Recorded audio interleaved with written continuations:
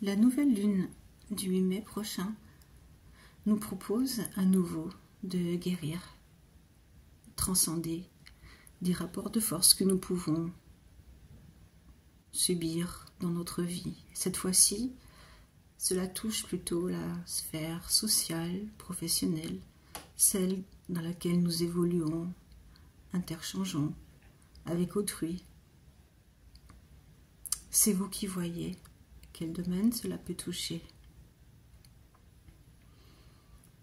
Si vous voulez plus d'informations, vous pouvez lire mon interprétation de la carte du ciel de cette nouvelle lune dans la barre d'informations sous la vidéo. N'hésitez pas à liker si vous aimez ou à laisser vos commentaires.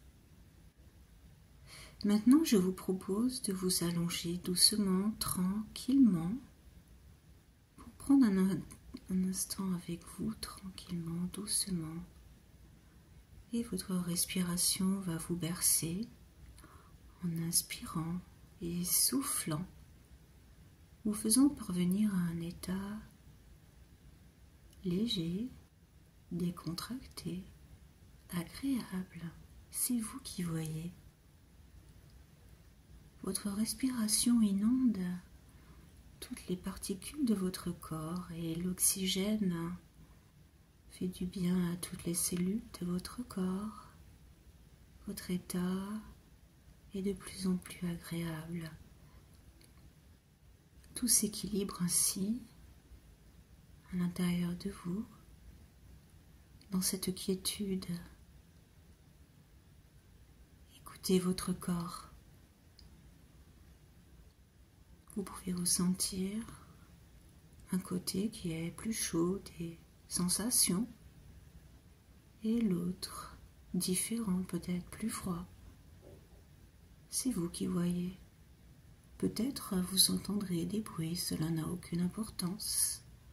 Si vous désirez sortir de cet état modifié de conscience, vous le pouvez. Voilà, maintenant je vous laisse imaginer un endroit qui vous procure de la sécurité. Imaginez-le. Vous pouvez vous y installer. Voilà, c'est bien, très bien. Vous inspirez et vous soufflez. Et si c'est nécessaire, vous pouvez plus tard retourner dans cet endroit qui vous procure de la sécurité. Votre corps devient de plus en plus lourd en écoutant ma voix, qui pourrait être la vôtre ou celle de l'esprit éveillé à l'intérieur de vous.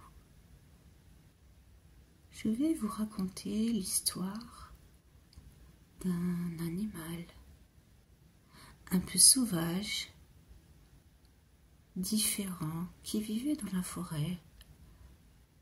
Parfois, il désirait se mêler à ses congénères, mais souvent il fut battu, rejeté, donc il se méfiait. Pourtant, il avait envie de faire partie de cette tribu, cette meute de congénères.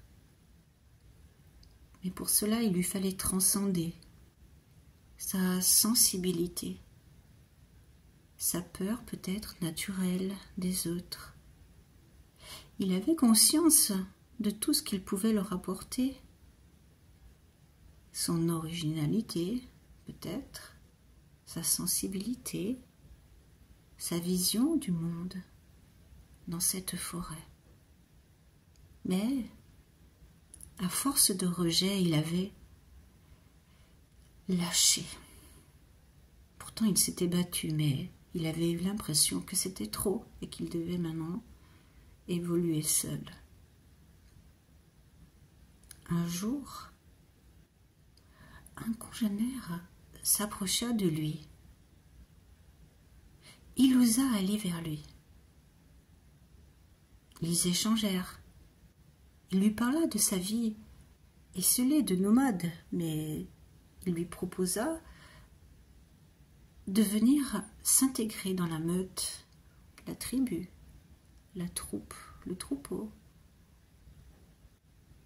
Et finalement, l'autre lui dit qu'il allait être accepté, mais qu'il fallait qu'il se conforme.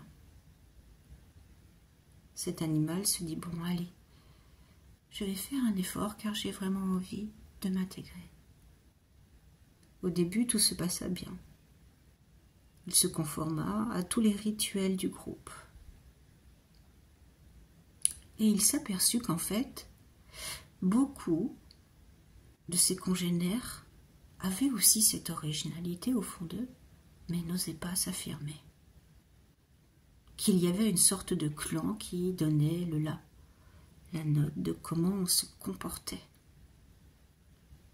Petit à petit, il eut l'occasion d'échanger avec d'autres de ses congénères qui lui ressemblaient. Et il parla de sa difficulté à s'adapter et sa différence, et les autres, du coup, se sont ouverts à lui. Ils lui dirent qu'ils partageaient aussi ce sentiment. Aussi, il se dit qu'il pouvait peut-être commencer petit à petit à montrer que chacun avait sa place.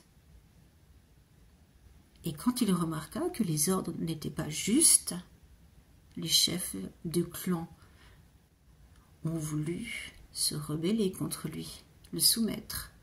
Mais le petit animal avait déjà fait une opération de changement dans ses autres congénères. Et finalement, le clan qui semblait plus fort, décideur, comprit qu'en fait c'était fini, le temps était révolu, que maintenant il fallait considérer la parole de l'autre et que chacun avait sa place, son unicité. Et finalement, ce troupeau, cette tribu, cette meute, fut beaucoup plus épanoui, car chacun pouvait, lors de grandes réceptions entre eux, d'entraide, de discussions, échanger. Ainsi, son courage fut récompensé. Voilà, vous pouvez inspirer et souffler. Vous pouvez maintenant imaginer un endroit, une clairière. Il y a des fruits, peut-être des odeurs, peut-être des bruits. Connectez-vous à ce qui vous plaît. Peut-être allez-vous toucher la terre, manger un fruit, sentir le vent. C'est vous qui savez. Qu'est-ce qui vous fait plaisir? Qu'est-ce qui vous provoque un plaisir agréable dans tous vos sens? Voilà, c'est bien, très bien. Vos sens sont en éveil et maintenant vous pouvez imaginer un monde dans lequel vous aurez votre place. Imaginez-le. Que feriez-vous si en ce moment vous vivez des conflits, des rapports de force et que vous n'osez pas aller en avant? Que pensez-vous faire? Car à ce moment-là, précisément, tout est possible. Alors laissez aller votre imagination à ce que vous désirez profondément. Comment vous voyez-vous agir? Et que pensez-vous? Quelle réaction auriez-vous devant vous? Ceux de vos adversaires? Tout est possible, alors allez-y. Vous pouvez vous mettre en situation et régler les comptes, si tel est le cas, ou penser à ce que vous pourrez dire bientôt, car il est possible que dans les jours qui viennent, des situations qui ont pu vous faire sentir dans un grand malaise viennent à bout par le changement qui s'opère en vous actuellement, afin de vous permettre d'avoir votre place, votre identité dans ce monde